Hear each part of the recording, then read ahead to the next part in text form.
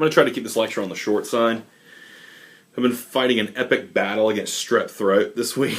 So, as you guys can imagine, all I really want to do is crawl under my desk and cry. It has nothing to do with any sorts of political thing going on. No, of course not. No. Anyhow. Flannery O'Connor. We read 2 stories. It's going to be kind of a pain to try to jam these into one video lecture, but I'm going to try because they make some interesting similar points based upon some of the things that I've already told you about O'Connor's ideology. You'll notice these stories are quite grim. I would go so far as to say that they're almost macabre, which is kind of similar to the type of dark stuff that Edgar Allan Poe was doing.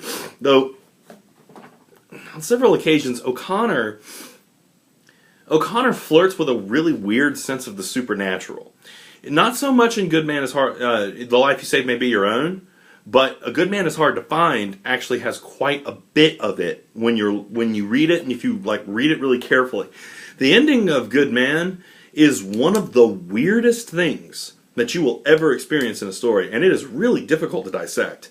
I could devote 3 or 4 videos just to trying to better understand the ending of A Good Man is Hard to Find. It is that dense. Now, to start with The Life You Save, you can really do a good existential reading. And just to kind of give you an idea, we got that theory paper coming up. Not very many people have turned it in yet, which is okay because that one's kind of a tough one. So I understand a little bit of the procrastination on that.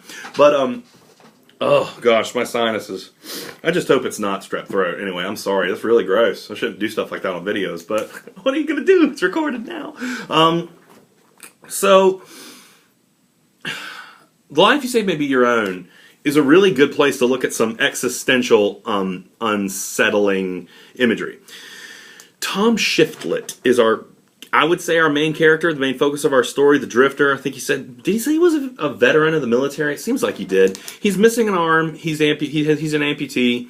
He walks up on this really weird scene with, I call them Lucy Nell and Lucy Nell Jr., which is kind of a weird thing. But Lucy Nell, the elder, is sitting on her front porch, and her child, who is mentally disabled, extremely mentally disabled, is playing in the yard. Now, here comes Tom Shiflett, and digging for symbols. This is one of those weird things that can go over most people's heads. When Tom Shiflett comes into the yard, he's a crooked cross. He stretches, he's got his amputated arm, he stretches in the sun, and he makes a crooked cross. And for me, that image, that symbol, is a little what I call ham-fisted. It's obvious, right? Okay, Flannery, we get it. He's crooked. Like some people who ran for office recently. Anyhow. So, we're getting a lot of foreshadowing here about who Shiflett really is. She does that on purpose because as you're reading the story, the real goal of these people, the real thing that they want, is something that they never come right out and say. But you can, if you look at what Lucy Nell Sr. and what Shiflett are talking about, you can tell that they are both aware of the subtext of their discussions. Shiflett is really interested in that car. He wants the car. He can fix the car, and he wants it. Now, Lucy Nell Sr. is really interesting in this regard, and this is one of the things that, if you're not paying attention, this can kind of go over your head. I would argue that Lucy Nell Sr. knows exactly what Shiflett's going to do. But the thing is, her feelings for Lucy Nell Jr., it's so sad. She's a little girl sitting in the yard playing. She's not even a little girl, she's an adult, right? She acts like a little girl because she's so mentally handicapped. Now, the only thing she can say is Bert. It's not even bird, it's Bert, right? She can't even pronounce the word. And what Lucy Nell Sr. really wants is for Shiflett to take her daughter away. She wants to get rid of her. She doesn't really care what happens to her afterward. Now, she makes some overtures about him marrying Lucy Nell. But that just is is that really that he's making a promise to take care of her? Or is that just to wash her hands of her fate afterward? You have to kind of think about that. And one of the things that's kind of a hint to the fact that she has a little bit more of a malicious intent, while we're staring at Shiftlet, the crooked cross, Lucy Nell is watching everything unfold, and she says she's ravenous for a son-in-law. Ravenous for a son-in-law. She wants to get rid of Lucy Nell.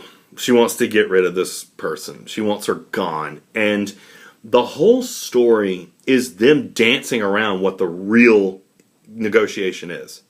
They're not negotiating Lucy Nell. They're negotiating the car. All right, look, you take the car, you got to take the girl. it's horrible. Now, and this whole thing goes out, like, Shiftlet never comes right out and says, yeah, I'm going to abandon her. No, of course he wouldn't say it. He knows. He knows that you don't come out and say stuff like that. Like, one of our presidential candidates, one of the things that was really frustrating is one of them would say things out loud, and it's like, you're not supposed to say that out loud. Well, and Shiftlet, right? They were both shifty in that regard, which is another really interesting kind of ham-fisted symbol for his name. Now, one of the thing that's interesting about this story, and I'm starting to realize this is going to have to go into 2 videos. I was just fooling myself. The ending of this story is really weird, too. Because Shiftlet gets the car, he marries Lucy Nell. They're driving off, and what does he do? Of course, he does what every dude would have done in this situation. He leaves her at a diner. He just leaves her, right? But when you're looking at this, that makes so much sense. He's a shifty dude. He's the crooked cross. It's obvious that's what's going to happen. Now, nobody knows what happens to Lucy Nell because it doesn't matter. She was the innocent. She was the person who was sacrificed in order for Shiftlet to get what he wanted and for Lucy Nell Sr. to get what she wanted. And in this case, what makes this very weird is the fact that, like, Lucy Nell has been like this really weird object for trade and barter, and she's not even aware that she's been victimized. That's real innocence. That's true innocence. You're completely unable to even process that someone has betrayed you. She has no like depth of mind to understand now that she's in trouble. There's no telling where she's going to go or what's going to happen with her. Now, Shiftlet gets back in the car. And again, the ending for Life Saving Maybe Your Own is really similar to Good Man Is Hard to Find in this regard, because the ending is very strange. That Shiftlet stops to pick up a hitchhiker. Now, why does he do that? Why would he stop and pick up a hitchhiker at this point? And I mean, we also got this imagery of a storm brewing, right? Well, he starts talking to this young boy who's run away from home and talking about his mother. Like, you should love your mama. Like, what are you talking about? Shiftlet? What are you talking about? Well, stop and think about it for a minute. It makes a little bit more sense. Shiftlet probably feels a little bad about what he just did. But not that bad. And so, like, he sees a hitchhiker, and he's like, look, I can help this person. And kind of, like, oddly redeem myself. Except, this hitchhiker, this kid that he's picked up, he's not Lucy Nell. He's not an idiot. He sees straight through Shiftlet. And he is like, dude, just go to hell. Like, seriously, I'd rather walk. It's like, it's so obvious to him that this is a person, and like, think about this as well. This hitchhiker, Shiftlet will do the same thing to him. That might be the real reason. Maybe he feels remorseful. Maybe he's looking for someone else to take advantage of just in case he needs it. That's probably a far more likely scenario. But this kid, in being someone who has suffered and being someone who has probably hurt others, is like, dude, I can tell that you're a piece of trash, and I'm not riding in this car with you. And at the end, Shiftlet has this incredibly profound moment of introspection, where he like sees the storm coming, and he's like, come and wash all the garbage off the streets. He knows what he is. He knows what he's done. He knows there's nothing that he can do to get away from it. Shiftlet can't lie to himself anymore. who is still in bad faith, who is still lying to themselves? Lucy Nell Sr., who is probably sitting at home, listening to the radio, and enjoying some quiet time. Right? Finally. Finally. Oh, God. I feel terrible, but I kind of understand why Flannery O'Connor laughed at some of these incredibly horrible stories.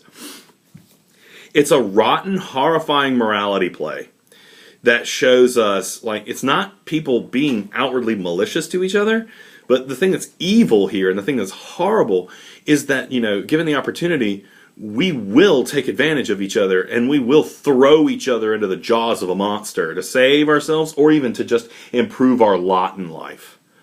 Shiflett didn't need that car. He would have been okay without the car, but he wanted it. And Lucy Nell paid the price. Just like all innocent people pay the price.